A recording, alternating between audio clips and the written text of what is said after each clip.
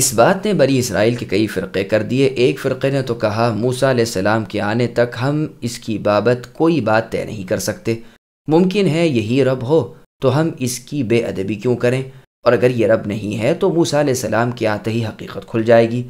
دوسری جماعت نے کہا محض واہیات ہے، یہ شیطانی حرکت ہے، ہم اس لغویت پر مطلقاً ایمان نہیں رکھتے، نہ یہ ہمارا رب نہ ہمارا اس پر ایمان۔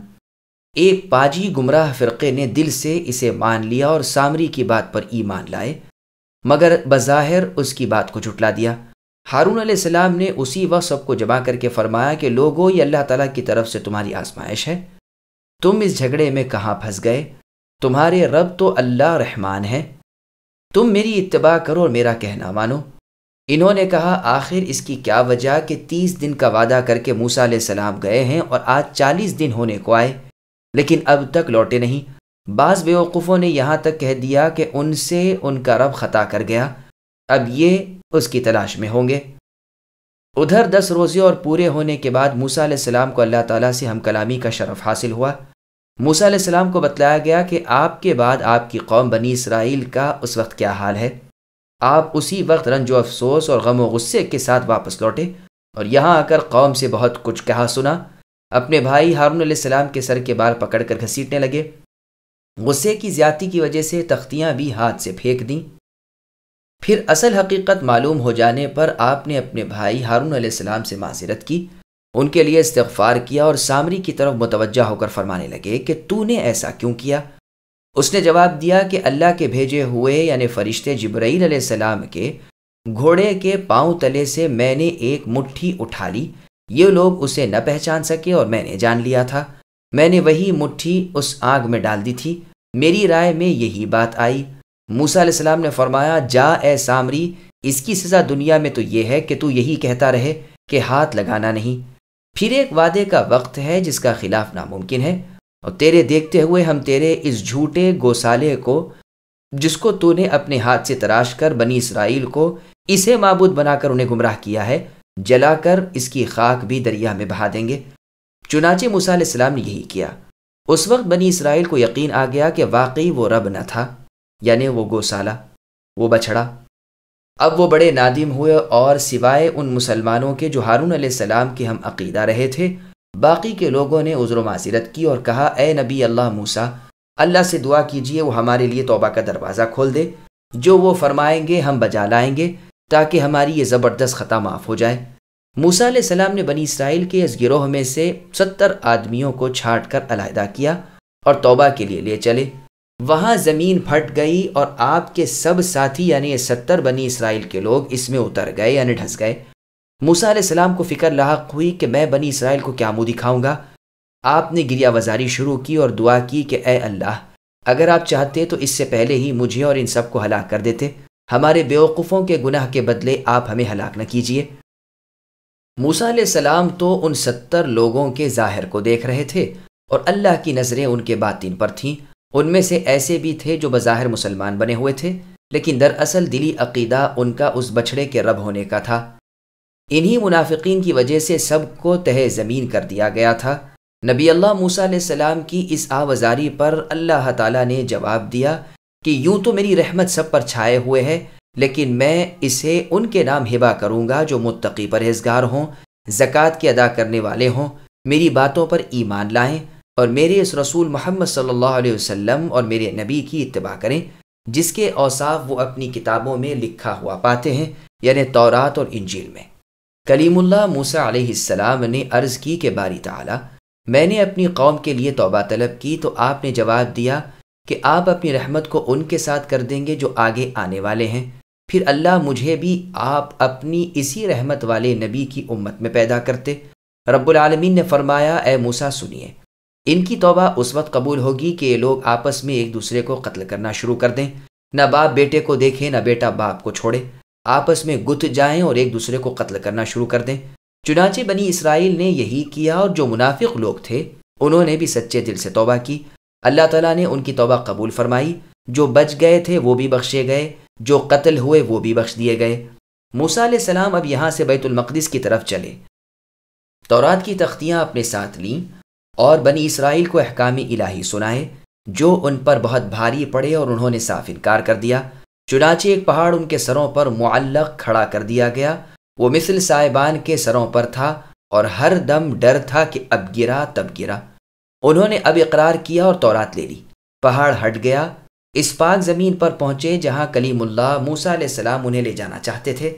دیکھا کہ وہاں ایک بڑی طاقتور زبردست قوم کا قبضہ ہے، تو موسیٰ علیہ السلام کے سامنے نہایت نامردی سے بنی اسرائیل نے کہا کہ یہاں تو بڑی زور آور قوم ہے، ہم میں ان کے مقابلے کی طاقت نہیں، یہ نکل جائیں تو ہم اس شہر میں داخل ہو سکتے ہیں۔ یہ تو یوں ہی نامردی اور بزدلی ظاہر کرتے رہے۔ ادھر اللہ تعالیٰ نے ان سرکشوں میں سے 2 شخصوں کو ہدایت دے دی، وہ شہر سے نکل کر موسیٰ علیہ السلام کی قوم میں آ ملے اور انہیں یعنی بنی اسرائیل کو سمجھانے لگے، تم ان کے یعنی ان لوگوں کے جو اس شہر میں ہے جسموں اور تعداد سے مرعوب نہ ہو جاؤ، یہ لوگ بہادر نہیں، ان کے دل گردے کمزور ہیں، تم آگے تو بڑھو۔ ان کے شہر کے دروازے میں گئے اور ان کے ہاتھ پاؤں ڈھیلے ہوئے، یقیناً تم ان پر غالب آ جاؤ گے۔ اور یہ بھی کہا گیا ہے یہ دونوں شخص جنہوں نے بنی اسرائیل کو سمجھایا اور انہیں دلیر بنایا خود بنی اسرائیل میں سے ہی تھے، واللہ اعلم۔ لیکن ان کے سمجھانے بجھانے، اللہ کے حکم ہو جانے اور موسیٰ علیہ السلام کے وعدے نے بھی ان پر کوئی اثر نہ کیا، بلکہ انہوں نے صاف کورا جواب دے دیا کہ جب تک یہ لوگ شہر میں ہیں ہم تو یہاں سے چھسکنے کے بھی نہیں۔ موسیٰ خود آپ اور اپنے رب کو اپنے ساتھ لے کر جائیے اور ان سے لڑ بھڑ لیجئے، ہم یہاں بیٹھے ہوئے ہیں۔ اب تو موسیٰ علیہ السلام سے صبر نہ ہو سکا، آپ نے منہ سے ان بزدلوں اور ناقدروں کے حق میں بد دعا نکل گئی اور آپ نے ان کا نام فاسق رکھ دیا۔ اللہ تعالیٰ کی طرف سے بھی ان کا یہی نام مقرر ہو گیا اور انہیں اسی میدان میں قدرتی طور پر قید کر دیا گیا۔ 40 سال انہیں یہیں گزر گئے، کہیں قرار نہ تھا، اسی بیابان میں پریشانی کے ساتھ بھٹکتے پھرتے تھے۔ اسی میدان قید میں ان پر ابر کا سایہ کر دیا گیا اور منہ و سلوہ اتار دیا گیا۔ کپڑے نہ پھٹتے تھے نہ میلے ہوتے تھے۔ ایک 4 گوشہ پتھر رکھا ہوا تھا جس پر موسیٰ علیہ السلام نے لکڑی ماری تو اس میں سے 12 نہریں جاری ہو گئیں، ہر طرف سے 3 یہ لوگ چلتے تھے، چلتے چلتے آگے بڑھ جاتے، تھک کر مقام کر دیتے، صبح اٹھتے تو دیکھتے کہ وہ پتھر وہیں ہے جہاں کل تھا۔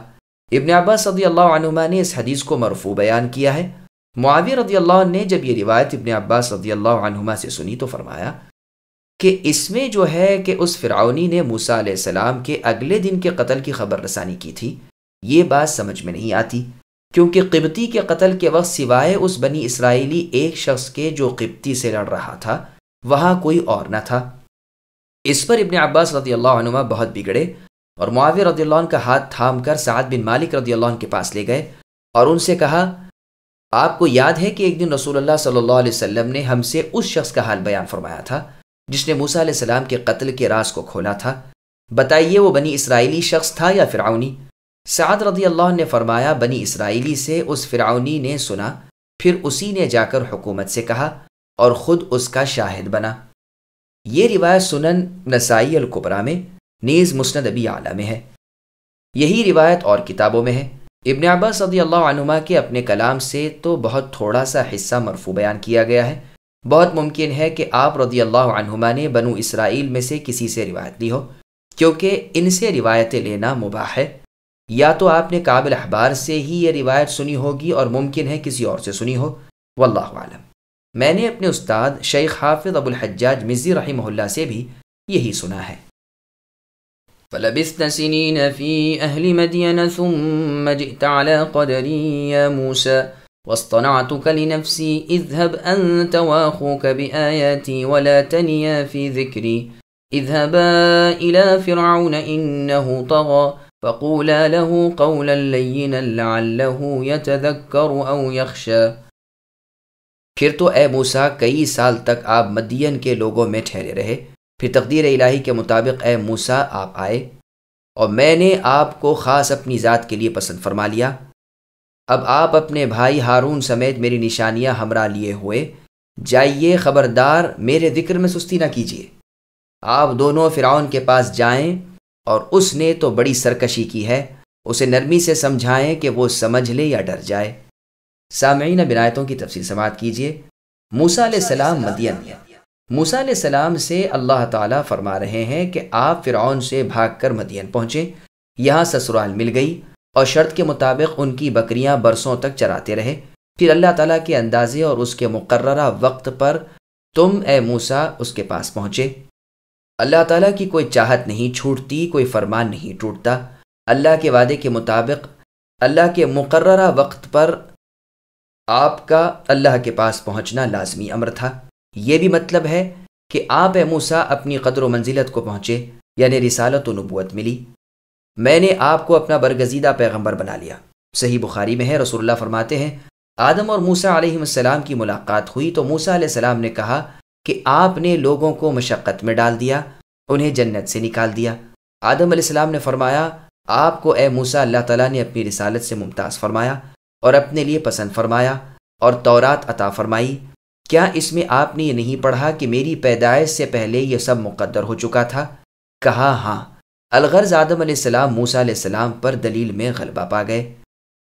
میری دی ہوئی دلیلیں اور معجزے لے کر اے موسیٰ آپ اور آپ کے بھائی ہارون دونوں فرعون کے پاس جائیں۔ میری یاد میں غفلت نہ کرنا، تھک کر بیٹھ نہ رہنا۔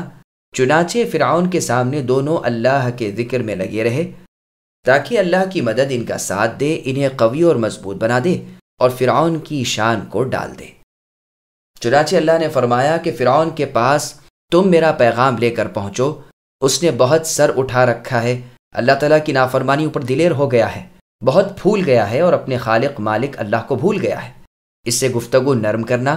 دیکھو فرعون کس قدر برا ہے، موسیٰ علیہ السلام کس قدر بھلے ہیں، لیکن حکم یہ ہو رہا ہے کہ نرمی سے سمجھانا۔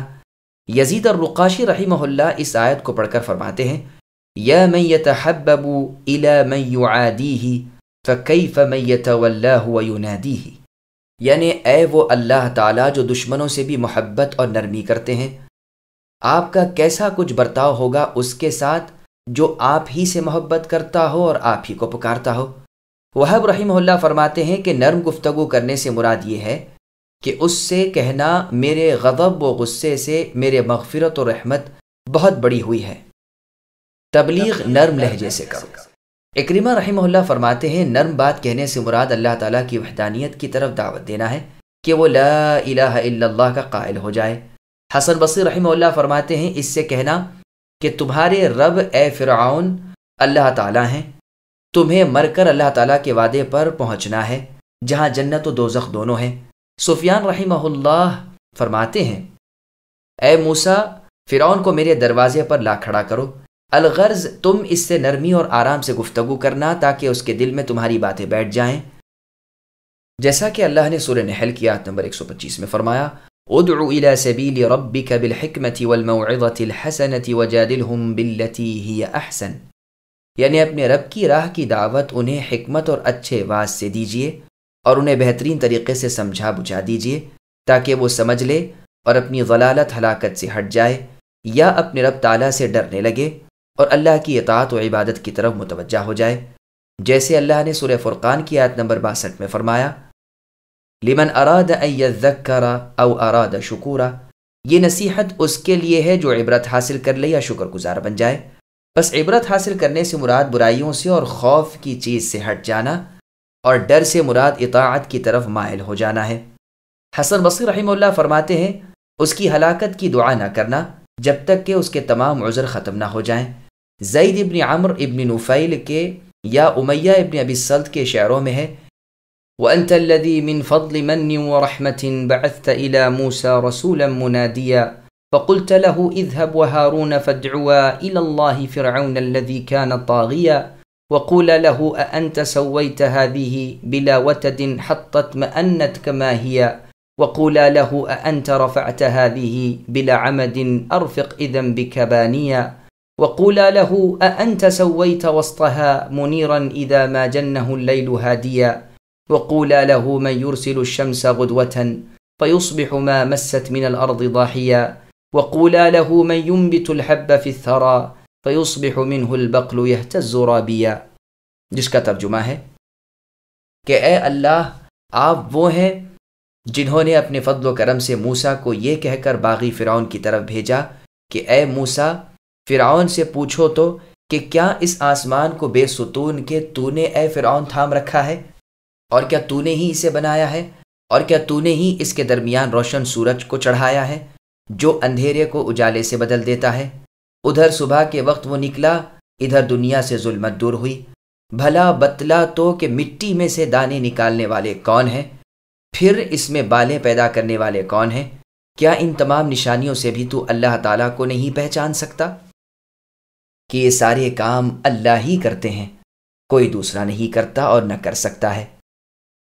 قال ربنا إننا نخاف أن يفرط علينا أو أن يطغى قال لا تخافا إنني معكما أسمع وأرى فأتياه فقولا إنا رسول ربك فأرسل معنا بني إسرائيل ولا تعذبهم قد جئناك بآية من ربك والسلام على من اتبع الهدى إنا قد أوحي إلينا أن العذاب على من كذب وتولى۔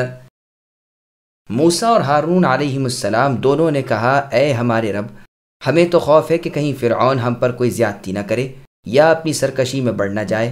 جواب ملا کہ تم مطلقاً خوف نہ کرو، میں اب تمہارے ساتھ ہوں، سنتا دیکھتا رہوں گا۔ تم اس کے پاس جا کر کہو کہ ہم تمہارے پروردگار کے پیغمبر ہیں، تو ہمارے ساتھ بنی اسرائیل کو بھیج دے، ان کی سزائیں موقوف کر، ہم تو تیرے پاس تیرے رب کی طرف سے نشان لے کر آئے ہیں۔ دراصل سلامتی اسی کے لیے ہے جو ہدایت کا پابند ہو جائے۔ ہماری طرف وحی کی گئی ہے کہ جو جھٹلائے اور روگردانی کرے اسی کے لیے عذاب ہیں۔ سامعین، اب آیتوں کی تفسیر سماعت کیجیے۔ اللہ کے سوا کسی سے نہ ڈرو۔ اللہ تعالیٰ کے ان دونوں پیغمبروں نے اللہ تعالیٰ کی پناہ طلب کرتے ہوئے اپنی کمزوری کی شکایت رب کے سامنے پیش کی کہ ہمیں خوف ہے کہ فرعون کہیں ہم پر کوئی ظلم نہ کرے اور بدسلوکی سے پیش نہ آئے، ہماری آواز کو دبانے کے لیے جلدی سے ہمیں کسی مصیبت میں مبتلا نہ کر دے اور ہمارے ساتھ ناانصافی سے پیش نہ آئے۔ اللہ تعالیٰ کی طرف سے ان کی تشفی کر دی گئی۔ ارشاد ہوا کہ اس کا کچھ خوف نہ کھاؤ، میں خود تمہارے ساتھ ہوں، تمہاری اور اس کی بات چیت سنتا رہوں گا اور تمہارا حال دیکھتا رہوں گا، کوئی بات مجھ پر مخفی نہیں رہ سکتی۔ فرعون کی پیشانی میرے ہاتھ میں ہے، وہ بغیر میری اجازت کے سانس بھی تو نہیں لے سکتا، میرے قبضے سے کبھی باہر نہیں نکل سکتا، میری حفاظت و نصرت، تائید و مدد تمہارے ساتھ ہے۔ عبداللہ رضی اللہ عنہ فرماتے ہیں، موسیٰ علیہ السلام نے اللہ تعالیٰ کے حضور دعا کی کہ مجھے وہ دعا تعلیم فرمائی جائے جو میں فرعون کے پاس جاتے ہوئے پڑھ لیا کروں، تو اللہ تعالیٰ نے یہ دعا تعلیم فرمائی، حیا شرحیا، جس کے معنی عربی میں ہے ان الحی قبل کل شیء والحی بعد کل شیء، یعنی میں ہی ہوں سب سے پہلے زندہ اور سب کے بعد زندہ رہوں گا۔ پھر انہیں بتلایا گیا کہ یہ فرعون کو کیا کہیں۔ ابن عباس رضی اللہ عنہما فرماتے ہیں، یہ گئے، دروازے پر ٹھہرے، اجازت مانگی، بڑی دیر کے بعد اجازت ملی۔ محمد ابن اسحاق رحمہ اللہ فرماتے ہیں کہ دونوں پیغمبر 2 سال تک روزانہ صبح شام فرعون کے ہاں جاتے رہے، دربانوں سے کہتے رہے کہ ہم دونوں پیغمبروں کی آمد کی خبر بادشاہ یعنی فرعون سے کرو، لیکن فرعون کے ڈر کے مارے کسی نے خبر نہ کی۔ 2 سال کے بعد ایک روز اس کے ایک بے تکلف دوست نے، جو بادشاہ سے ہنسی دل لگی بھی کر لیا کرتا تھا، کہا کہ آپ کے دروازے پر ایک شخص کھڑا ہے اور ایک عجیب مزے کی بات کہہ رہا ہے۔ وہ کہتا ہے کہ آپ کے سوا اس کا کوئی اور رب ہے اور اس کے رب نے اسے آپ کی طرف اپنا رسول بنا کر بھیجا ہے۔ اس نے کہا، کیا میرے دروازے پر وہ ہے؟ اس نے کہا، ہاں۔ حکم دیا کہ اندر بلا لو۔ چنانچہ آدمی گیا اور دونوں پیغمبر دربار میں آئے۔ موسیٰ علیہ السلام نے فرمایا، میں رب العالمین کا رسول ہوں۔ فرعون نے آپ کو پہچان لیا کہ یہ تو موسیٰ ہے۔ سدی رحمہ اللہ کا بیان ہے کہ آپ مصر میں اپنے ہی گھر ٹھہرے تھے، ماں نے اور بھائی نے پہلے تو آپ کو پہچانا نہیں، گھر میں جو پکا تھا وہ مہمان سمجھ کر ان کے پاس لا رکھا، اس کے بعد پہچانا، سلام کیا۔ موسیٰ علیہ السلام نے فرمایا، اللہ تعالیٰ کا مجھے حکم ہوا ہے کہ میں اس بادشاہ یعنی فرعون کو اللہ تعالیٰ کی طرف بلاؤں، اور تمہاری نسبت فرمان ہوا ہے کہ تم میری تائید کرو۔ ہارون علیہ السلام نے پھر فرمایا، بسم اللہ کیجئے۔ رات کو دونوں صاحب بادشاہ کے ہاں گئے۔ موسیٰ علیہ السلام نے اپنی لکڑی سے کواڑ کھٹکھٹائے۔ فرعون آگ بگولا ہو گیا کہ اتنا بڑا دلیر آدمی کون آ گیا جو یوں بے ساختہ دربار کے آداب کے خلاف اپنی لکڑی سے مجھے ہوشیار کر رہا ہے۔ درباریوں نے کہا، کچھ نہیں، یوں ہی ایک مجنون آدمی ہے، کہتا پھرتا ہے کہ میں رسول ہوں۔ فرعون نے حکم دیا کہ اسے میرے سامنے پیش کرو۔ چنانچہ ہارون علیہ السلام کو لیے ہوئے آپ اس کے پاس گئے اور اس سے فرمایا کہ ہم اللہ تعالیٰ کے رسول ہیں، تو ہمارے ساتھ بنی اسرائیل کو بھیج دے انہیں سزائے نہ کر، ہم رب العالمین کی طرف سے اپنی رسالت کی دلیلیں اور معجزے لے کر آئے ہیں، اگر تو ہماری بات مان لے تو تجھ پر اللہ تعالیٰ کی طرف سے سلامتی نازل ہوگی۔ محمد صلی اللہ علیہ وسلم نے بھی جو خط شاہ روم ہرقل کے نام لکھا تھا، اس میں بسم اللہ الرحمن الرحیم کے بعد یہ مضمون تھا کہ یہ خط محمد رسول اللہ کی طرف سے، جو اللہ کے بندے ہیں، شاہ روم ہرقل کے نام ہے، جو ہدایت کی پیروی کرے اس پر سلام ہو۔ اس کے بعد یہ کہ تم اسلام قبول کر لو تو سلامت رہو گے، اللہ تعالیٰ دوہرا اجر عنایت فرمائیں گے۔ یہ روایت بخاری اور مسلم کی ہے۔ مسیلمہ کذاب نے صادق و مصدوق خاتم المرسلین محمد صلی اللہ علیہ وسلم کو ایک خط لکھا تھا، جس میں تحریر تھا کہ یہ خط اللہ کے رسول مسیلمہ کی جانب سے اللہ کے رسول محمد کے نام ہے، آپ پر سلام ہو، میں نے آپ کو شریک کار کر لیا ہے، شہری آپ کے لیے اور دیہاتی میرے لیے، یہ قریشی تو بڑے ہی ظالم لوگ ہیں۔ اس کے جواب میں رسول اللہ صلی اللہ علیہ وسلم نے اسے خط لکھا کہ یہ خط محمد رسول اللہ صلی اللہ علیہ وسلم کی طرف سے مسیلمہ جھوٹے نبوت کے دعوے دار کے نام ہے، سلام ہو ان پر جو ہدایت کی تابعداری کریں۔ سن لے، زمین اللہ تعالیٰ کی ملکیت ہے، وہ اپنے بندوں میں سے جسے چاہے اس کا وارث بناتے ہیں۔ انجام کے لحاظ سے بھلے لوگ وہ ہیں جن کے دل اللہ کے خوف سے بھرے ہوئے ہیں۔ الغرض پیغمبر الہی کلیم اللہ موسیٰ علیہ السلام نے بھی فرعون سے یہی کہا کہ سلامتی ان پر ہے جو ہدایت کے پیرو ہوں۔ پھر فرمایا کہ ہمیں بذریعہ وحی الہی یہ بات معلوم کرائی گئی ہے کہ عذاب کے لائق صرف وہی لوگ ہیں جو اللہ تعالیٰ کے کلام کو جھٹلائیں اور اللہ تعالیٰ کی باتوں کے ماننے سے انکار کر جائیں، جیسے اللہ تعالیٰ نے سورہ نازعات کی آیت نمبر 37 تا 39 میں فرمایا، فَأَمَّا مَنْ طَغَى وَآثَرَ الْحَيَاةَ الدُّنْيَا فَإِنَّ الْجَحِيمَ هِيَ الْمَأْوَىٰ، کہ جو شخص سرکشی کرے اور دنیا کی زندگانی پر ریچھ کر اسی کو پسند کرے، اس کا آخری ٹھکانہ جہنم ہی ہے۔ اور سورہ لیل کی آیت نمبر 14 تا 16 میں ہے، جس کا ترجمہ ہے، میں تمہیں شعلے مارنے والی آگ جہنم سے ڈرا رہا ہوں جس میں صرف وہ بدبخت داخل ہوں گے جو جھٹلائیں اور منہ موڑ لیں۔ اور سورہ قیامہ کی آیت نمبر 31 اور 32 میں فرمایا، جس کا ترجمہ ہے کہ اس نے نہ تو مان کر دیا نہ نماز ادا کی، بلکہ ان سے منکر رہا اور کام فرمان کے خلاف کیے۔ قال فمن ربكما يا موسى قال ربنا الذي أعطى كل شيء خلقه ثم هدى قال فما بال القرون الأولى قال علمها عند ربي في كتاب لا يضل ربي ولا ينسى الذي جعل لكم الأرض مهدا وسلك لكم فيها سبلا وأنزل من السماء ماء فأخرجنا به أزواجا من نبات شتى كلوا وارعوا أنعامكم إن في ذلك لآيات لأولي النهى منها خلقناكم وفيها نعيدكم ومنها نخرجكم تارة أخرى وَلَقَدْ أَرَيْنَاهُ آيَاتِنَا كُلَّهَا فَكَذَّبَ وَأَبَى۔ فرعون نے پوچھا کہ اے موسیٰ تم دونوں کا رب کون ہے؟ جواب دیا کہ ہمارے رب اللہ تعالیٰ وہ ہیں کہ جنہوں نے ہر ایک کو اس کی خاص صورت شکل عنایت فرمائی، پھر راہ سمجھا دی۔ فرعون نے کہا اچھا یہ تو بتاؤ اگلے زمانے والوں کا حال کیا ہونا ہے؟ جواب دیا کہ ان کا علم میرے رب کے ہاں اس کتاب میں موجود ہے، نہ تو میرا رب غلطی کرے نہ بھولے۔ اللہ ہی نے تمہارے لیے زمین کو فرش بنایا ہے اور اس میں تمہارے لیے راستے چلا دیے ہیں، اور آسمان سے پانی بھی وہی برساتے ہیں، پھر اس برسات کی وجہ سے مختلف قسم کی پیداوار بھی ہم ہی پیدا کرتے ہیں۔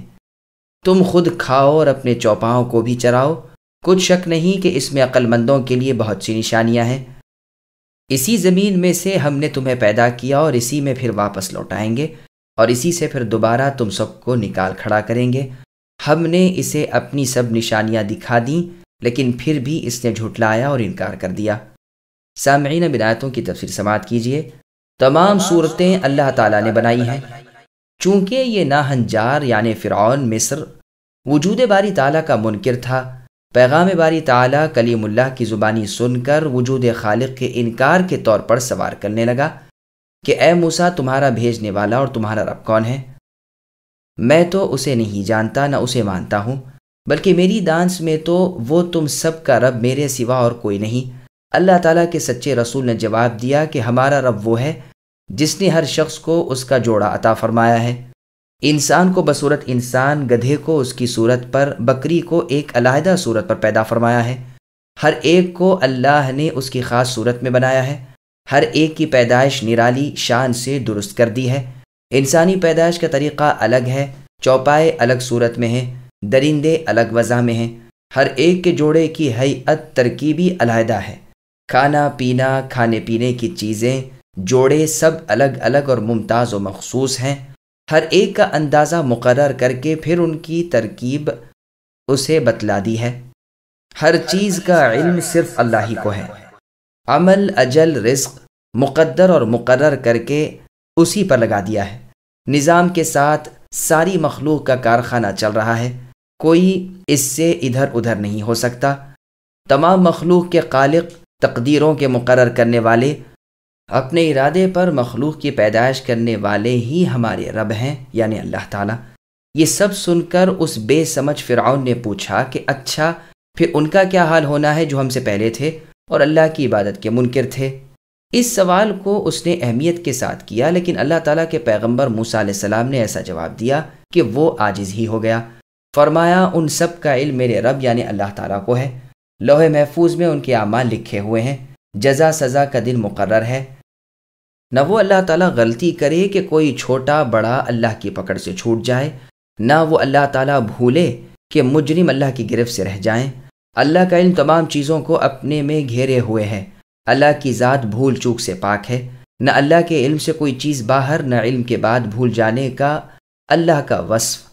وہ اللہ تو کمی علم کے نقصان سے، وہ بھول کے نقصان سے پاک ہے۔ سب نعمتیں اللہ عطا کرتے ہیں۔ موسیٰ علیہ السلام فرعون کے سوال کے جواب میں اوصاف باری تعالیٰ بیان کرتے ہوئے فرماتے ہیں کہ اسی اللہ تعالیٰ نے زمین کے لوگوں کے لیے فرش بنایا ہے۔ مہدن کی دوسری قراءت مہادن ہے۔ زمین کو اللہ تعالیٰ نے بطور فرش کے بنا دی ہے کہ تم اے انسانوں اس پر قرار کیے ہوئے ہو، اسی پر سوتے بیٹھتے رہتے سہتے ہو۔ اللہ نے زمین میں تمہارے چلنے پھرنے اور سفر کرنے کے لیے راہیں بنا دی ہیں تاکہ تم راستہ نہ بھولو اور منزل مقصود تک بآسانی پہنچ سکو۔ وہی اللہ تو ہیں کہ جو آسمان سے بارش برساتے ہیں اور اس کی وجہ سے زمین سے ہر قسم کی پیداوار اگاتے ہیں، کھیتیاں، باغات، میوے، قسم قسم کے ذائقے دار کہ تم خود کھا لو اور اپنے جانوروں کو چارہ بھی دو۔ تمہارا کھانا اور میوے تمہارے جانوروں کا چارہ، خشک اور تر، سب اسی سے اللہ تعالیٰ پیدا کرتے ہیں۔ جن کی عقلیں صحیح سالم ہیں ان کے لیے تو قدرت کی یہ تمام نشانیاں دلیل ہیں اللہ تعالیٰ کے معبود برحق ہونے اور اللہ کی وحدانیت اور اللہ تعالیٰ کے وجود پر۔ اسی زمین سے ہم نے تمہیں پیدا فرمایا ہے، تمہاری ابتدا اسی سے ہے، اس لیے کہ تمہارے باپ آدم علیہ السلام کی پیدائش اسی سے ہوئی ہے۔ اسی میں تمہیں پھر لوٹنا ہے، مر کر اسی میں دفن ہونا ہے، اسی سے پھر قیامت کے دن کھڑے کیے جاؤ گے۔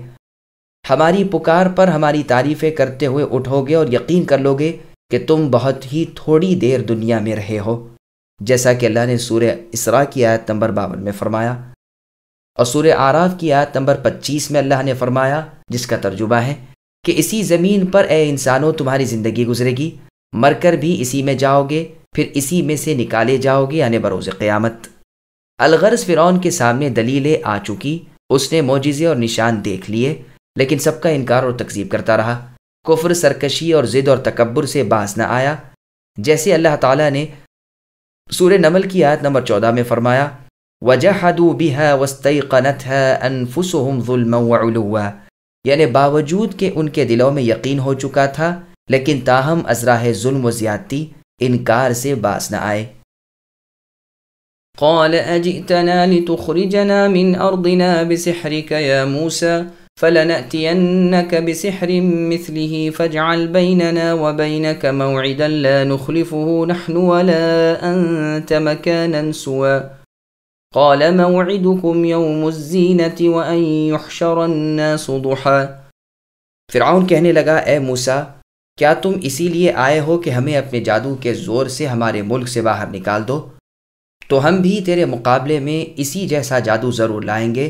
تو ہمارے اور اپنے درمیان ایک وعدے گاہ مقرر کر لے کہ نہ ہم اس کا خلاف کریں، نہ تو صاف میدان میں مقابلہ ہو۔ جواب دیا کہ وعدہ زینت اور جشن کے دن کا ہے، لوگ دن چڑھے ہی جمع ہو جائیں۔ سامعین اب آیتوں کی تفسیر سماعت کیجیے۔ فرعون نے معجزات کو جادو کہا۔ موسیٰ علیہ السلام کا معجزہ لکڑی کا سانپ بن جانا، ہاتھ کا روشن ہو جانا وغیرہ دیکھ کر فرعون نے کہا یہ تو جادو ہے، اور تو اے موسیٰ جادو کے زور سے ہمارا ملک چھیننا چاہتا ہے، تو مغرور نہ ہو جا، ہم بھی اس جادو میں تیرا مقابلہ کر سکتے ہیں۔ دن اور جگہ مقرر ہو جائے اور مقابلہ ہو جائے، ہم بھی اس دن اس جگہ آ جائیں اور تو بھی ایسا نہ ہو کہ کوئی نہ آئے، کھلے میدان میں سب کے سامنے ہار جیت کھل جائے۔ موسیٰ علیہ السلام نے فرمایا مجھے منظور ہے، اور میرے خیال سے تو اس کے لیے تمہاری عید کا دن مناسب ہے، کیونکہ فرصت کا دن ہوتا ہے، سب آ جائیں گے اور دیکھ کر حق و باطل میں تمیز کر لیں گے، معجزے اور جادو کا فرق سب پر ظاہر ہو جائے گا۔ وقت دن چڑھے کا رکھنا چاہیے تاکہ جو کچھ میدان میں آئے سب دیکھ سکیں۔ ابن عباس رضی اللہ عنہما فرماتے ہیں ان کی زینت اور عید کا دن عاشورے کا دن تھا۔ یہ یاد رہے کہ انبیاء علیہم السلام ایسے موقعوں پر کبھی پیچھے نہیں رہتے، ایسا کام کرتے ہیں جس سے حق صاف واضح ہو جائے اور ہر ایک پر کھل جائے۔ اسی لیے آپ نے ان کی عید کا دن مقرر کیا اور وقت دن چڑھے کا بتلایا، اور صاف ہموار میدان مقرر کیا کہ جہاں سے ہر ایک دیکھ سکے اور جو باتیں ہوں وہ بھی سن سکے۔ وہب ابن منبہ رحمہ اللہ فرماتے ہیں کہ فرعون نے مہلت چاہی، موسیٰ علیہ السلام نے انکار کیا، اس پر وہی اتری کہ مدت مقرر کر لیجئے۔ فرعون نے 40 دن کی مہلت مانگی جو منظور کی گئی۔ فتولى فرعون فجمع كيده ثم أتى قال لهم موسى ويلكم لا تفتروا على الله كذبا فيسحتكم بعذاب وقد خاب من افترى فتنازعوا أمرهم بينهم وأسروا النجوى قالوا إن هذان لساحران يريدان أن يخرجاكم من أرضكم بسحرهما ويذهبا بطريقتكم المثلى فأجمعوا كيدكم ثم أتوا صفا وقد أفلح اليوم من استعلى۔ بس فرعون لوٹ گیا اور اس نے اپنے داؤ گھات جمع کیے پھر آ گیا۔ موسیٰ علیہ السلام نے ان سے کہا تمہاری شامت آ چکی، اللہ پر جھوٹ افطرا نہ باندھو کہ وہ تمہیں عذابوں سے ملیا میٹ کر دے۔ یاد رکھو کبھی کامیاب وہ شخص نہ ہوگا جس نے تہمت باندھی۔ پس یہ لوگ اپنے آپس کے مشوروں میں مختلف رائے ہو گئے اور چپکے چپکے مشورہ کرنے لگے، کہنے لگے ہیں تو یہ دونوں جادوگر، اور ان کا پختہ ارادہ ہے کہ اپنے جادو کے زور سے تمہیں تمہارے ملک سے باہر نکال دیں اور تمہارے بہترین مذہب کو برباد کر دیں۔ تو تم بھی اپنی کوئی تدبیر اٹھا نہ رکھو، پھر صف بندی کر کے آ جاؤ، جو آج غالب آ گیا وہی بازی لے گیا۔ سامعین اب آیتوں کی تفسیر سماعت کیجیے۔ فرعون نے جادوگر بلا کر مقابلے کی کوشش کی، جبکہ مقابلے کی میعاد مقرر ہو گئی، دن وقت اور جگہ بھی ٹھہر گئی، تو فرعون نے ادھر ادھر سے جادوگروں کو جمع کرنا شروع کیا۔ اس زمانے میں جادو کا بہت زور تھا اور بڑے بڑے جادوگر موجود تھے۔ فرعون نے عام طور سے حکم جاری کر دیا تھا کہ تمام ہوشیار جادوگروں کو میرے پاس بھیج دو۔ وقت تک تمام جادوگر جمع ہو گئے۔ فرعون نے اسی میدان میں اپنا تخت نکلوایا، اس پر بیٹھا، تمام امراء وزراء اپنی اپنی جگہ بیٹھ گئے، رعایا سب جمع ہو گئی۔ جادوگروں کی صفیں پرا باندھے تخت کے آگے کھڑی ہو گئی۔ فرعون نے ان کی کمر ٹھونکنی شروع کی اور کہا دیکھو آج اپنا وہ ہنر دکھاؤ کہ دنیا میں یادگار رہ جائے۔ جادوگروں نے کہا اگر ہم بازی لے جائیں تو ہمیں کچھ انعام بھی ملے گا۔ کہا کیوں نہیں، میں تو تمہیں اپنا خاص درباری بنا لوں گا۔ ادھر سے کلیم اللہ موسیٰ علیہ السلام نے انہیں تبلیغ شروع کی کہ دیکھو اللہ پر جھوٹ نہ باندھو ورنہ شامت اعمال برباد کر دے گی۔ لوگوں کی آنکھوں میں خاک نہ جھونکو، در حقیقت کچھ نہ ہوا، تم اپنے جادو سے بہت کچھ دکھا دو۔ اللہ کے سوا کوئی خالق نہیں جو فی الواقع کسی چیز کو پیدا کر سکے۔ یاد رکھو ایسے جھوٹے بہتانی لوگ فلا نہیں پاتے۔ یہ سن کر جادوگروں میں آپس میں چیما گوئیاں شروع ہو گئیں۔ بعض تو سمجھ گئے اور کہنے لگے یہ کلام جادوگروں کا نہیں، یہ تو سچ مچ اللہ کے رسول ہیں۔ بعضوں نے کہا نہیں بلکہ یہ جادوگر ہیں، مقابلہ کرو۔ یہ باتیں بہت ہی احتیاط اور پوشیدگی سے کی گئیں۔ ان ہذانی کی دوسری قرات ان ہذینی بھی ہے، مطلب اور معنی دونوں قراتوں کا ایک ہی ہے۔ اب بآواز بلند کہنے لگے کہ یہ دونوں بھائی سیانے اور پہنچے ہوئے جادوگر ہیں۔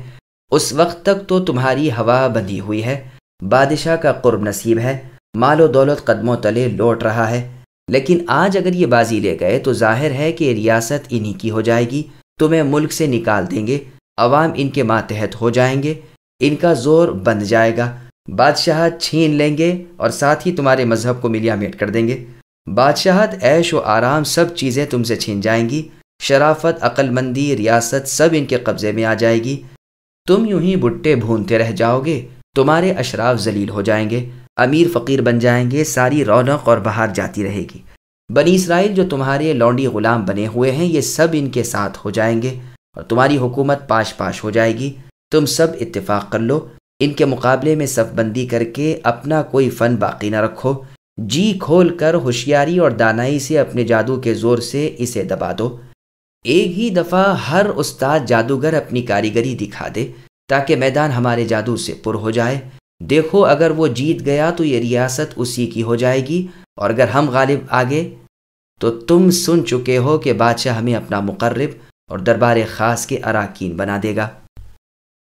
قالوا يا موسى إما أن تلقي وإما أن نكون أول من ألقى قال بل ألقوا فإذا حبالهم وعصيهم يخيل إليه من سحرهم أنها تسعى فأوجس في نفسه خيفة موسى قلنا لا تخف إنك أنت الأعلى وألق ما في يمينك تلقف ما صنعوا إنما صنعوا كيد ساحر ولا يفلح الساحر حيث أتى فألقي السحرة سجدا قالوا آمنا برب هارون وموسى۔ جادوگر کہنے لگے کہ موسیٰ یا تو تم پہلے ڈالو یا ہم اول ڈالنے والے بن جائیں۔ جواب دیا کہ نہیں، تم ہی پہلے ڈالو۔ اب تو موسیٰ علیہ السلام کو یہ خیال گزرنے لگا کہ ان کی رسیاں اور لکڑیاں بوجہ ان کے جادو کے دوڑ بھاگ رہی ہیں، تو موسیٰ علیہ السلام اپنے دل ہی دل میں ڈرنے لگے۔ ہم نے فرمایا کچھ خوف نہ کیجئے، یقیناً آپ ہی غالب اور اوپر رہیں گے۔ آپ کے دائیں ہاتھ میں جو ہے اسے ڈال دیجئے کہ ان کی تمام کاریگری کو وہ نگل جائے۔ انہوں نے جو کچھ بنایا ہے یہ صرف جادوگروں کے کرتب ہیں، اور جادوگر کہیں بھی جائے کامیاب نہیں ہوتا۔ اب تو تمام جادوگر سجدے میں گر پڑے اور پکار اٹھے کہ ہم تو ہارون اور موسیٰ علیہ السلام کے پروردگار پر ایمان لا چکے۔ سامعین، اب ان آیتوں کی تفسیر سماعت کیجیے۔ جادوگروں پر موسیٰ علیہ السلام کی برتری۔ جادوگروں نے موسیٰ علیہ السلام سے کہا کہ اب بتلاؤ تم اپنا وار پہلے کرتے ہو یا ہم پہل کریں؟ اس کے جواب میں اللہ کے پیغمبر موسیٰ علیہ السلام نے فرمایا تم ہی پہلے اپنے دل کی بھڑاس نکال لو تاکہ دنیا دیکھ لے کہ تم نے کیا کیا، اور پھر اللہ نے تمہارے کیے کو کس طرح مٹا دیا۔ اسی وقت انہوں نے اپنی لکڑیاں اور رسیاں میدان میں ڈال دیں۔ کچھ ایسا معلوم ہونے لگا کہ گویا وہ سانپ بن کر چل پھر رہی ہیں اور میدان میں دور دور بھاگ رہی ہیں۔ کہنے لگے فرعون کے اقبال سے غالب ہم ہی رہیں گے۔ لوگوں کی آنکھوں پر جادو کر کے انہیں خوف زدہ کر دیا اور جادو کے زبردست کرتب دکھا دیے۔ تھے بھی یہ لوگ بہت زیادہ۔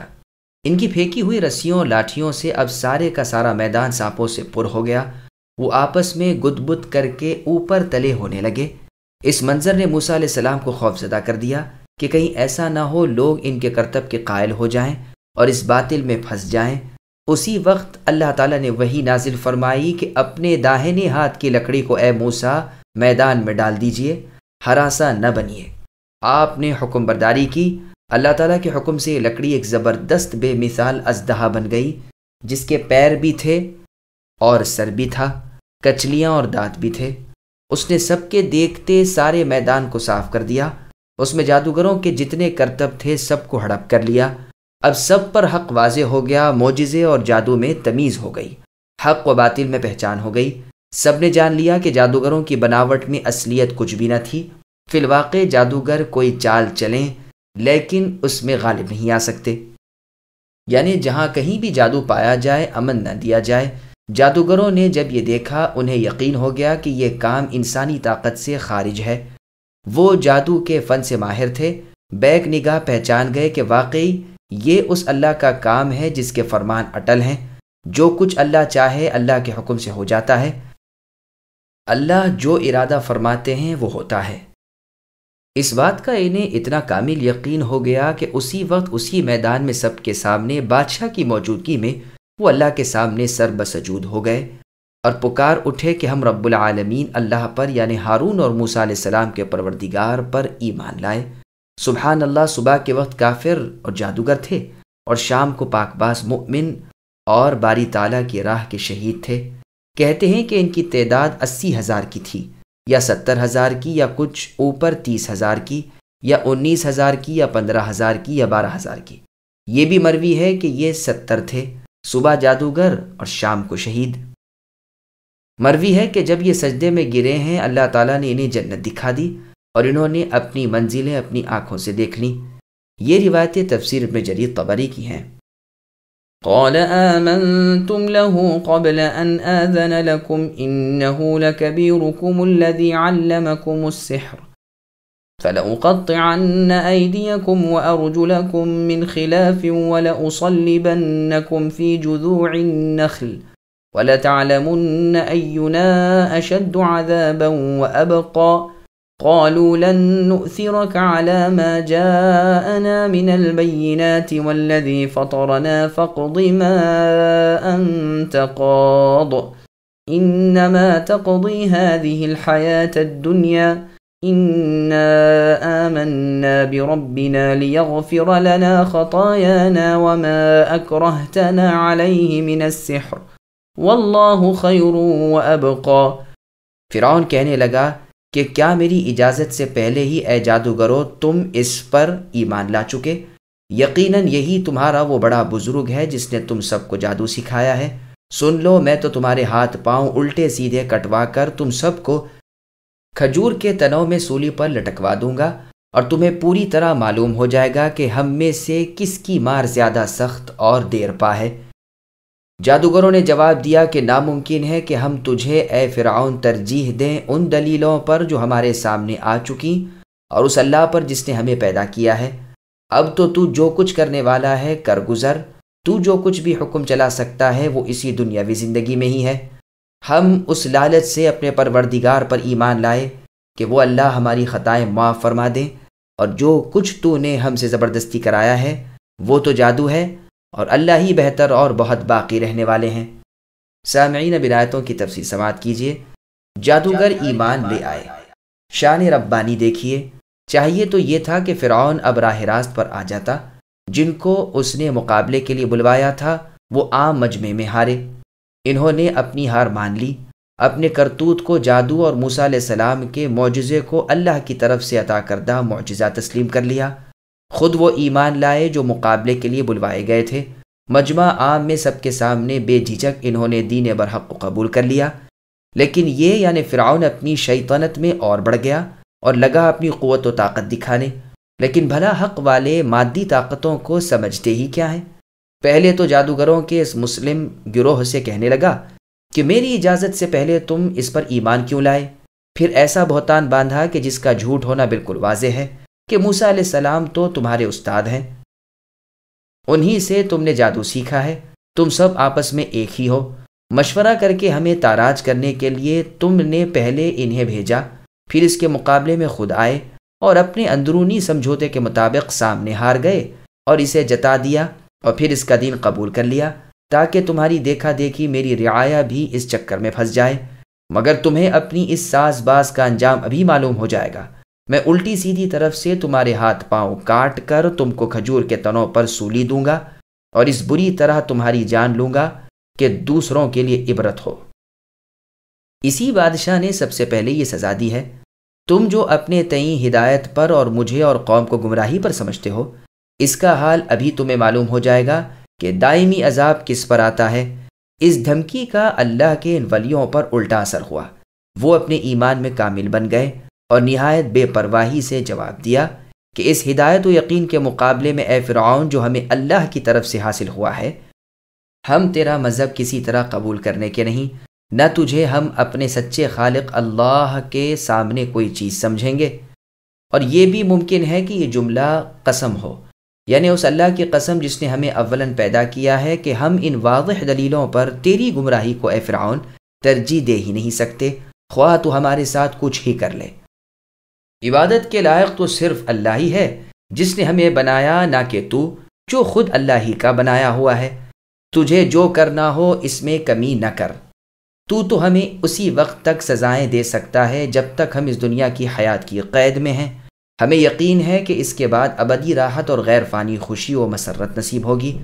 ہم اپنے رب پر ایمان لائے ہیں، ہمیں امید ہے کہ وہ اللہ ہمارے اگلے قصوروں سے درگزر فرمائیں گے، بالخصوص یہ قصور جو ہم سے اللہ کے سچے نبی موسیٰ علیہ السلام کے مقابلے پر جادو بازی کرنے کا سرزد ہوا ہے۔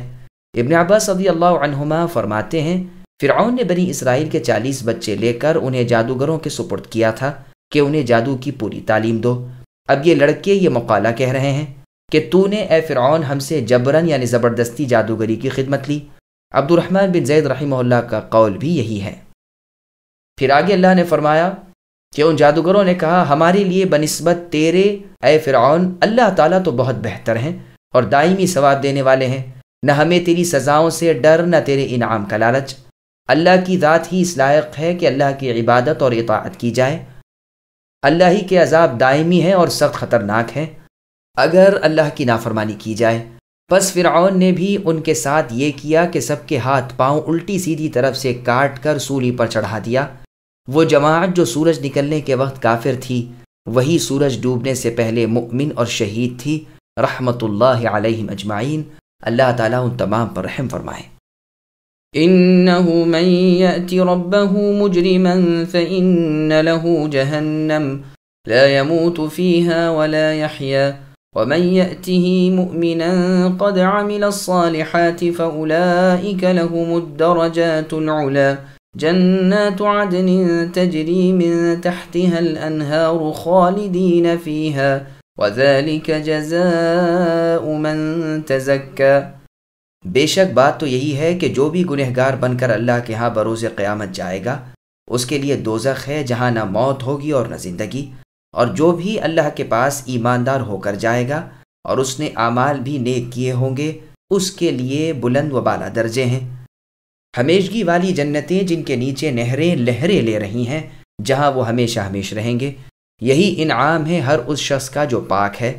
سامعین ولایتوں کی تفصیل سماعت کیجیے۔ جہنم میں موت نہ آئے گی۔ بظاہر معلوم ہوتا ہے کہ جادوگروں نے ایمان قبول فرما کر فرعون کو جو نصیحتیں کیں انہی میں یہ آیتیں بھی ہیں۔ اسے اللہ کے عذابوں سے ڈرا رہے ہیں اور اللہ کی نعمتوں کا لالچ دے رہے ہیں کہ گنہگاروں کا ٹھکانہ جہنم ہے جہاں موت تو کبھی آنے ہی کی نہیں، لیکن زندگی بھی بڑی ہی مشقت والی موت سے بدتر ہوگی، جیسا کہ اللہ نے سورہ فاطر کی آیت نمبر 36 میں فرمایا، لا یقضى علیہم فیموتوا الآیہ، یعنی جہنمیوں کو جہنم میں نہ تو موت ہی آئے گی نہ عذاب ہلکے ہوں گے۔ کافروں کو ہم اسی طرح سزا دیتے ہیں۔ اور سورہ اعلیٰ کی آیت نمبر 11 میں فرمایا، جس کا ترجمہ ہے وَيَتَجَنَّبُهَا الْأَشْقَى الْآیات، یعنی اللہ تعالیٰ کی نصیحتوں سے بے فیض وہی رہے گا جو ازلی بدبخت ہو، جو آخر کار بڑی سخت آگ میں گرے گا جہاں نہ تو موت آئے نہ چین کی زندگی نصیب ہو۔ اور سورہ زخرف کی آیت نمبر 77 میں فرمایا، جس کا ترجمہ ہے کہ جہنم میں پھسلتے ہوئے کہیں گے کہ اے داروغہ دوزخ، آپ دعا کریں کہ اللہ تعالیٰ ہمیں موت ہی دے دیں، لیکن وہ جواب دیں گے کہ نہ تو تم مرنے والے ہو نہ نکلنے والے ہو۔ مسند احمد میں ہے کہ رسول اللہ صلی اللہ علیہ وسلم فرماتے ہیں کہ اصلی جہنمی تو جہنم میں پڑے رہیں گے، نہ وہاں انہیں موت آئے نہ آرام کی زندگی ملے۔ ہاں ایسے لوگ بھی ہوں گے جنہیں ان کے گناہوں کی پاداش میں دوزخ میں ڈال دیا جائے گا، جہاں وہ جل کر کوئلہ ہو جائیں گے، جان نکل جائے گی، پھر شفاعت کی اجازت کے بعد ان کا چورا نکالا جائے گا اور جنت کی نہروں کے کناروں پر بکھیر دیا جائے گا، اور جنتیوں سے فرمایا جائے گا کہ ان پر پانی ڈالو، تو جس طرح تم نے نہر کے کنارے کے کھیت کے دانوں کو اگتے ہوئے دیکھا ہے اسی طرح وہ اگیں گے۔ یہ سن کر ایک شخص کہنے لگے، رسول اللہ صلی اللہ علیہ وسلم نے مثال تو ایسی دی ہے گویا آپ کچھ زمانہ جنگل میں گزار چکے ہیں۔ عمل صالح کرنے والے کے لیے جنت۔ سنن ترمذی، نیز مسند احمد وغیرہ میں ہے، رسول اللہ صلی اللہ علیہ وسلم نے اپنے خطبے میں اس آیت کی تلاوت کے بعد آپ نے فرمایا تھا، اور جو اللہ سے قیامت کے دن ایمان اور عمل صالح کے ساتھ جا ملا اسے اونچے بالا خانوں والی جنت ملے گی۔ رسول اللہ فرماتے ہیں جنت کے 100 درجے ہیں، ہر درجے میں اتنا ہی فاصلہ ہے جتنا زمین و آسمان میں۔ سب سے اوپر جنت الفردوس ہے، اسی سے چاروں نہریں جاری ہوتی ہیں، اس کی چھت رحمان کا عرش ہے۔ تم اللہ سے جب جنت مانگو تو جنت الفردوس کی دعا کیا کرو۔ ابن ابی حاتم میں ہے کہ کہا جاتا تھا کہ جنت کے 100 درجے ہیں، ہر درجے کے پھر 100 درجے ہیں، 2 درجوں میں اتنی دوری ہے جتنی آسمان و زمین میں، ان میں یاقوت اور موتی ہیں اور زیور بھی، ہر جنت میں امیر ہے جس کی فضیلت اور سرداری کے دوسرے قائل ہیں۔ بخاری اور مسلم کی حدیث میں ہے، رسول اللہ نے فرمایا کہ اعلیٰ علیین والے ایسے دکھائی دیتے ہیں جیسے تم لوگ آسمان کے ستاروں کو دیکھتے ہو۔ لوگوں نے کہا پھر یہ بلند درجے تو نبیوں کے لیے ہی مخصوص ہوں گے۔ رسول اللہ نے فرمایا سنو، اس کی قسم جس کے ہاتھ میں میری جان ہے کہ یہ وہ لوگ ہیں جو اللہ تعالیٰ پر ایمان لائے، نبیوں کو سچا جانا۔ یہ جنتیں ہمیشگی کی اقامت کی ہیں، جہاں یہ ہمیشہ ابد الآباد رہیں گے۔ جو لوگ اپنے نفس پاک رکھیں، گناہوں سے، خباثت سے، گندگی سے، شرک و کفر سے دور رہیں، اللہ واحد کی عبادت کرتے رہیں، رسولوں کی اطاعت میں زندگی گزار دیں، ان کے لیے یہی قابل رشک مقامات اور قابل صد مبارکباد انعام ہے۔ رزقنا اللہ ایاہا، اللہ تعالی ہمیں یہ ٹھکانہ نصیب فرمائے۔ وَلَقَدْ أَوْحَيْنَا إِلَى مُوسَىٰ أَنْ أَسْرِ بِعِبَادِي فَاضْرِبْ لَهُمْ طَرِيقًا فِي الْبَحْرِ يَبَسًا لَا تَخَافُ دَرَكًا وَلَا تَخْشَىٰ فَأَتْبَعَهُمْ فِرْعَوْنُ بِجُنُودِهِ فَغَشِيَهُم مِّنَ الْيَمِّ مَا غَشِيَهُمْ وَأَضَلَّ فِرْعَوْنُ قَوْمَهُ وَمَا هَدَىٰ۔ اور ہم نے موسیٰ علیہ السلام کی طرف وحی نازل فرمائی کہ آپ راتوں رات میرے بندوں کو لے کر چلیے اور ان کے لیے دریا میں خشک راستہ بنا لیجئے، پھر نہ آپ کو کسی کے آ پکڑنے کا خطرہ نہ ڈر۔ فرعون نے اپنے لشکروں سمیت ان کا تعاقب کیا، پھر تو دریا نے ان سب کو جیسا کو چھپا لینا چاہیے تھا چھپا لیا۔ فرعون نے اپنی قوم کو گمراہی میں ڈال دیا اور سیدھا راستہ نہ دکھایا۔ سامعین، اب آیتوں کی تفسیر سماعت کیجیے۔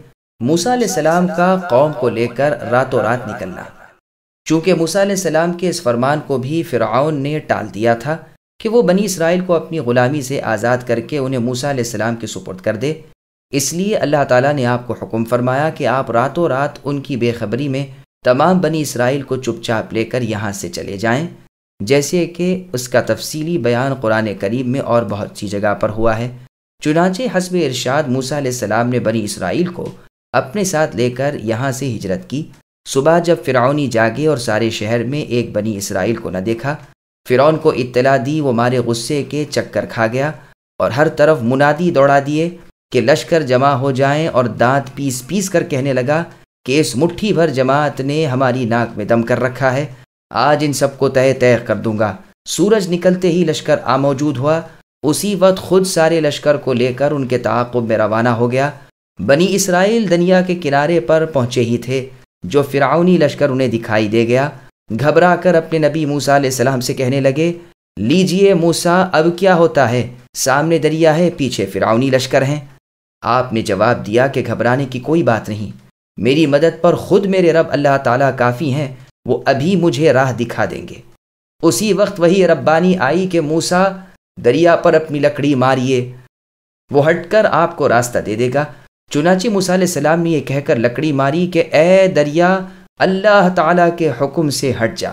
اسی وقت اس کا پانی پتھر کی طرح ادھر ادھر جم گیا اور بیچ میں راستے نمایاں ہو گئے۔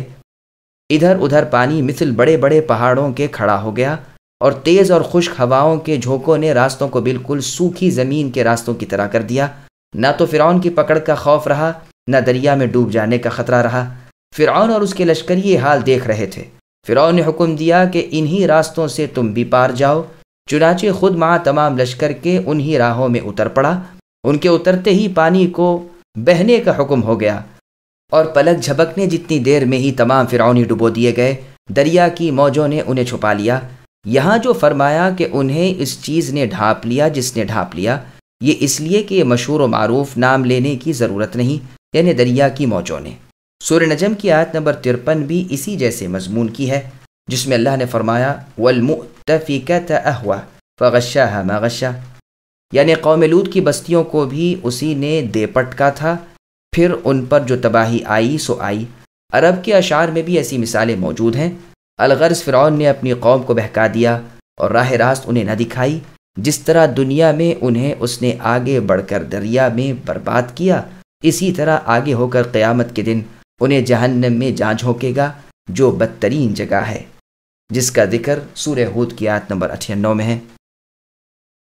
يا بني إسرائيل قد أنجيناكم من عدوكم وواعدناكم جانب الطور الأيمن ونزلنا عليكم المن والسلوى كلوا من طيبات ما رزقناكم ولا تطغوا فيه فيحل عليكم غضبي ومن يحلل عليه غضبي فقد هوى وإني لغفار لمن تاب وآمن وعمل صالحا ثم اهتدى۔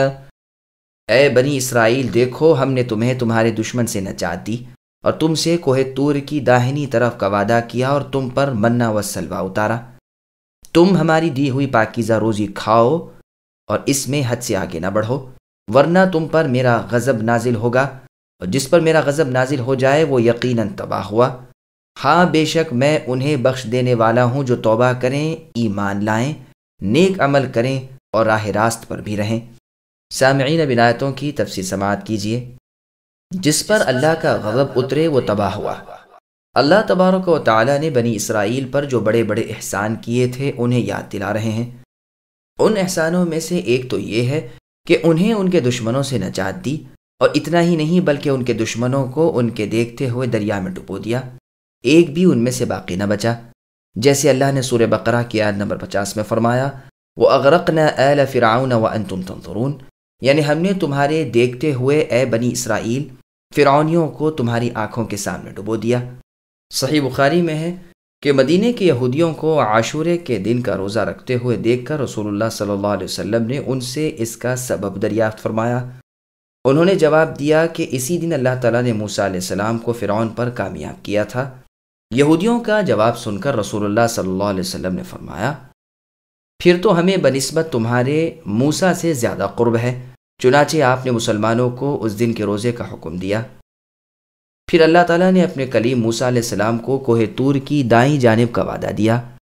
موسیٰ علیہ السلام وہاں گئے اور پیچھے سے بنی اسرائیل نے گوسالہ پرستی شروع کر دی، جس کا بیان ابھی آگے آئے گا انشاءاللہ تعالی۔ اسی طرح ایک احسان ان پر اللہ نے یہ بھی کیا کہ منّا و سلوہ کھانے کو دیا۔ اس کا پورا بیان سورہ بقرہ وغیرہ کی تفسیر میں گزر چکا ہے۔ من ایک میٹھی چیز تھی جو ان کے لیے آسمان سے اترتی تھی، اور سلوہ ایک قسم کے پرند تھے جو بحکم باری تعالیٰ ان کے سامنے آ جاتے تھے۔ یہ بقدر ایک دن کی خوراک کے انہیں لے لیتے تھے۔ ہماری دی ہوئی روزی کھاؤ، اس میں حد سے نہ گزر جاؤ، حرام چیز یا حرام ذریعے سے اسے طلب نہ کرو، ورنہ میرا غضب نازل ہوگا، اور جس پر میرا غضب اترے یقین مانو کہ وہ بدبخت ہو گیا۔ شفیع ابن مانع رحمہ اللہ فرماتے ہیں کہ جہنم میں ایک اونچی جگہ بنی ہوئی ہے جہاں سے کافر کو جہنم میں گرایا جاتا ہے تو زنجیروں کی جگہ تک 40 سال میں پہنچتا ہے۔ یہی مطلب اس آیت کا ہے کہ وہ گڑھے میں گر پڑا۔ ہاں، جو بھی اپنے گناہوں سے میرے سامنے توبہ کرے میں اس کی توبہ قبول فرماتا ہوں۔ دیکھو بنی اسرائیل میں سے جنہوں نے بچڑے کی پوجا کی تھی، ان کی توبہ کے بعد اللہ تعالیٰ نے انہیں بھی بخش دیا۔ غرض جس کفر و شرک، گناہ و معصیت پر کوئی ہو، پھر وہ اسے بخوف باری تعالیٰ چھوڑ دے، اللہ تعالیٰ اسے معاف فرما دیتے ہیں۔ ہاں، دل میں ایمان ہو اور اعمال صالحہ بھی کرتا ہو، اور ہو بھی راہ راست پر، شکی نہ ہو، سنت رسول صلی اللہ علیہ وسلم اور جماعت صحابہ رضی اللہ عنہم کی روش پر ہو، اس میں ثواب جانتا ہو۔ یہاں پر ثم کا لفظ خبر کی خبر پر ترتیب کرنے کے لیے آیا ہے، جیسے اللہ تعالیٰ نے سورہ بلد کی آیت نمبر 17 میں فرمایا ثم كان من الذين آمنوا وما أعجلك عن قومك يا موسى قال هم أولئك على أثري وعجلت إليك ربي لترضى قال فإنا قد فتنا قومك من بعدك وأضلهم السامري فرجع موسى إلى قومه غضبان أسفا قال يا قوم ألم يعدكم ربكم وعدا حسنا أفطال عليكم العهد أم أردتم أن يحل عليكم غضب من ربكم فأخلفتم موعدي قالوا ما أخلفنا موعدك بملكنا ولكننا حملنا أوزارا من زينة القوم فقذفناها فكذلك ألقى السامري فأخرج لهم عجلا جسدا له خوار فقالوا هذا إلهكم وإله موسى فنسي افلا يرون الا يرجع اليهم قولا ولا يملك لهم ضرا ولا نفعا۔ اور موسیٰ آپ کو اپنی قوم سے غافل کر کے کون سی چیز جلدی لے آئی؟ کہا کہ وہ لوگ بھی میرے پیچھے ہی پیچھے ہیں، اور میں نے اے رب آپ کی طرف جلدی اس لیے کی کہ آپ خوش ہو جائیں۔ فرمایا ہم نے اے موسیٰ تمہاری قوم کو تمہارے پیچھے آزمائش میں ڈال دیا اور انہیں سامری نے بہکا دیا ہے۔ پس موسیٰ علیہ السلام سخت ناراض ہو کر افسوس ناکی کے ساتھ واپس لوٹے اور کہنے لگے کہ اے میری قوم والو، کیا تم سے تمہارے پروردگار نے نیک وعدہ نہیں کیا تھا؟ کیا اس کی مدت تمہیں لمبی معلوم ہوئی؟ بلکہ تمہارا ارادہ ہی یہ ہے کہ تم پر تمہارے پروردگار کا غضب نازل ہو کہ تم نے میرے وعدے کا خلاف کیا۔ بنی اسرائیل نے جواب دیا کہ ہم نے اپنے اختیار سے آپ کے ساتھ وعدے کا خلاف نہیں کیا، بلکہ ہم پر جو زیورات قوم کے لاد دیے گئے تھے انہیں ہم نے ڈال دیا، اور اسی طرح سامری نے بھی ڈال دیے۔ پھر اس نے لوگوں کے لیے ایک بچھڑا نکال کھڑا کیا، یعنی بچھڑے کا بت جس کی گائے کی سی آواز بھی تھی۔ پھر کہنے لگے کہ یہی تمہارے معبود ہیں، اور موسیٰ کا بھی، لیکن موسیٰ بھول گیا ہے۔ کیا یہ گمراہ لوگ یہ بھی نہیں دیکھتے کہ وہ تو یعنی وہ بچھڑا ان کی بات کا جواب بھی نہیں دے سکتا اور نہ ان کے کسی برے بھلے کا اختیار ہی رکھتا ہے۔ سامعین اب ان آیتوں کی تفسیر سماعت کیجیے۔ موسیٰ علیہ السلام کی قوم بنی اسرائیل کی آزمائش کا تذکرہ۔ موسیٰ علیہ السلام جب دریا پار کر کے نکل گئے تو ایک جگہ پہنچے جہاں کے لوگ اپنے بتوں کے مجاور بن کر بیٹھے ہوئے تھے، تو بنی اسرائیل کہنے لگے موسیٰ ہمارے لیے بھی ان کی طرح کوئی معبود مقرر کر دیجئے۔ موسیٰ علیہ السلام نے فرمایا تم بڑے جاہل لوگ ہو، یہ تو برباد شدہ لوگ ہیں اور ان کی عبادت بھی باطل ہے۔ پھر اللہ تعالیٰ نے آپ کو 30 روزوں کا حکم دیا، پھر 10 بڑھا دیے گئے، پورے 40 ہو گئے، دن رات روزے سے رہتے تھے۔ اب آپ جلدی سے کوہ طور کی طرف چلے۔ بنی اسرائیل پر اپنے بھائی ہارون علیہ السلام کو اپنا خلیفہ مقرر کیا۔ وہاں جب پہنچے تو اللہ تعالیٰ نے اس جلدی کی وجہ دریافت فرمائی۔ موسیٰ علیہ السلام نے جواب دیا کہ وہ بھی کوہ طور کے قریب ہی میں آ رہے ہیں، میں نے جلدی کی ہے کہ آپ کی رضامندی حاصل کر لوں اور اس میں بڑھ جاؤں۔ اللہ تعالیٰ نے فرمایا کہ تمہارے چلے آنے کے بعد تمہاری قوم بنی اسرائیل میں نیا فتنہ برپا ہوا اور انہوں نے گوسالہ پرستی شروع کر دی ہے۔ اس بچھڑے کو سامری نے بنایا اور انہیں اس کی عبادت میں لگا دیا ہے۔ اسرائیلی کتابوں میں ہے کہ سامری کا نام بھی ہارون تھا۔ موسیٰ علیہ السلام کو عطا فرمانے کے لیے تورات کی تختیاں لکھ لی گئی تھیں، جیسے اللہ تعالیٰ نے سورہ اعراف کی آیت نمبر 145 میں فرمایا وَكَتَبْنَا لَهُ فِي الْأَلْوَاحِ مِنْ كُلِّ شَيْءٍ مَوْعِظَةً وَتَفْصِيلًا لِكُلِّ شَيْءٍ، یعنی ہم نے موسیٰ علیہ السلام کے لیے تختیوں میں ہر بارے کا تذکرہ اور ہر چیز کی تفصیل لکھ دی تھی، اور کہہ دیا کہ اسے مضبوطی سے تھام لو اور اپنی قوم بنی اسرائیل سے بھی کہو کہ اس پر عمدگی سے عمل کریں، میں تمہیں عنقریب فاسقوں کا انجام دکھا دوں گا۔ موسیٰ علیہ السلام کو جب اپنی قوم کے مشرکانہ فعل کا علم ہوا تو سخت رنج ہوا اور غم و غصے میں بھرے ہوئے وہاں سے واپس قوم کی طرف چلے کہ دیکھو ان لوگوں نے اللہ تعالیٰ کے ان انعامات کے باوجود ایسے سخت احمقانہ اور مشرکانہ فعل کا ارتکاب کیا۔ غم و اندوہ، رنج و غصہ آپ کو بہت آیا۔ واپس آتے ہی کہنے لگے کہ دیکھو اللہ تعالیٰ نے تم سے اے بنی اسرائیل تمام نیک وعدے کیے تھے، تمہارے ساتھ بڑے بڑے نیک سلوک و انعام کیے، لیکن ذرا سے وقفے میں تم اللہ کی نعمتوں کو بھلا بیٹھے، بلکہ تم نے وہ حرکت کی جس سے اللہ تعالیٰ کا غضب تم پر اتر پڑا۔ تم نے مجھ سے جو وعدہ کیا تھا اس کا مطلق لحاظ نہ رکھا۔ اب بنی اسرائیل معذرت کرنے لگے کہ ہم نے یہ کام اپنے اختیار سے نہیں کیا، بات یہ ہے کہ یہ جو زیورات فرعونیوں کے ہمارے پاس مستعار لیے ہوئے تھے، ہم نے بہتر یہی سمجھا کہ انہیں پھینک دیں، چنانچہ ہم نے سب کے سب بطور پرہیزگاری کے پھینک دیے۔ تفسیر ابن جریر طبری کی ایک روایت میں یوں بھی ہے کہ خود ہارون علیہ السلام نے ایک گڑھا کھود کر اس میں آگ جلا کر بنی اسرائیل سے فرمایا کہ وہ زیور سب اس میں ڈال دو۔ ابن عباس رضی اللہ عنہ کا بیان ہے کہ ہارون علیہ السلام کا ارادہ یہ تھا کہ سب زیور ایک جا ہو جائیں اور پگھل کر ڈالا بن جائیں، پھر جب موسیٰ علیہ السلام آ جائیں جیسا وہ فرمائیں کیا جائے۔ سامری نے اس میں وہ مٹھی ڈال دی جو اس نے اللہ تعالیٰ کے قاصد جبریل علیہ السلام کے نشان سے بھری تھی، اور ہارون علیہ السلام سے کہا کہ آپ اللہ تعالیٰ سے دعا کیجئے کہ وہ میری خواہش قبول فرمائے۔ ہارون علیہ السلام کو کیا خبر تھی؟ آپ نے دعا کی سامری نے خواہش یہ کی کہ اس کا ایک بچھڑا بن جائے جس میں سے بچھڑے کی سی آواز بھی نکلے، چنانچہ وہ بن گیا اور بنی اسرائیل کے فتنے کا باعث ہو گیا۔ پس فرمان ہے کہ اسی طرح سامری نے بھی ڈال دیا۔ ہارون علیہ السلام ایک مرتبہ سامری کے پاس سے گزرے، وہ اس بچھڑے کو ٹھیک ٹھاک کر رہا تھا۔ ہارون علیہ السلام نے پوچھا، کیا کر رہے ہو؟ اس نے کہا، وہ چیز بنا رہا ہوں جو نقصان دے اور نفع نہ دے۔ آپ نے دعا کی کہ اے اللہ، خود اسے ایسا ہی کر دیجئے، اور آپ وہاں سے تشریف لے گئے۔ سامری کی دعا سے یہ بچھڑا بنا اور آواز نکالنے لگا۔ بنی اسرائیل بہکاوے میں آ گئے اور اس کی یعنی اس بچھڑے کی پرستی شروع کر دی۔ اس کی آواز پر یہ اس کے سامنے سجدے میں گر پڑتے اور دوسری آواز پر سجدے سے سر اٹھاتے۔ یہ گروہ دوسرے مسلمانوں کو بھی بہکانے لگا کہ دراصل اللہ تعالیٰ یہی بچھڑا ہے، موسیٰ تو بھول کر اور کہیں اس کی جستجو میں چلے گئے ہیں۔ وہ یہ کہنا بھول گئے کہ تمہارا رب یہی ہے۔ یہ لوگ مجاور بن کر اس کے ارد گرد بیٹھ گئے، ان کے دلوں میں اس کی محبت رچ گئی۔ یہ معنی بھی ہو سکتے ہیں کہ سامری اپنے سچے اللہ کو اور اپنے پاک دین اسلام کو بھول بیٹھا۔ ان کی بے وقوفی دیکھیے کہ یہ اتنا نہیں دیکھتے کہ وہ بچھڑا تو محض بے جان چیز ہے۔ ان کی کسی بات کا نہ تو جواب دے نہ سنے، نہ دنیا آخرت کی کسی بات کا اسے اختیار، نہ کوئی نفع نقصان اس کے ہاتھ میں۔ آواز جو نکلتی تھی اس کی وجہ بھی صرف یہ تھی کہ پیچھے کے سوراخ میں سے ہوا گزر کر منہ کے راستے نکلتی تھی، اسی کی آواز آتی تھی۔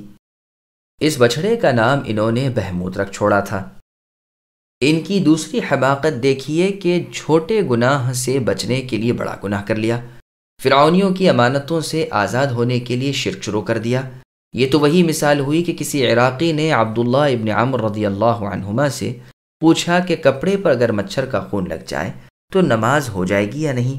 تو آپ رضی اللہ عنہما نے فرمایا، ان عراقیوں کو دیکھو، رسول اللہ صلی اللہ علیہ وسلم کے لخت جگر حسین رضی اللہ عنہ کو قتل کر دیں اور مچھر کے خون کے مسئلے پوچھتے پھریں۔ یہ روایت صحیح بخاری نے سنن ترمذی اور مسند ابی اعلیٰ کی ہے۔